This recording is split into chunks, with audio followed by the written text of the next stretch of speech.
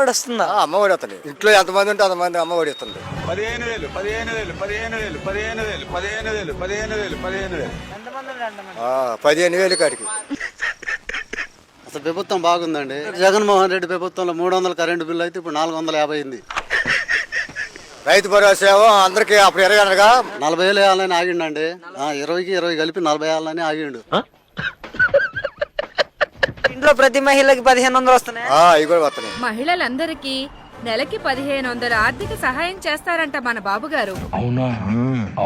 ఉచిత బస్సు పరిస్థితి ఏంటంటారు? అది రోజు వస్తూనే ఉంది, పోతూనే ఉంది. మద్యం పరిస్థితి తగ్గించాడండి, చాలా వరకు తగ్గించాడు. 50 రూపాయలేగా.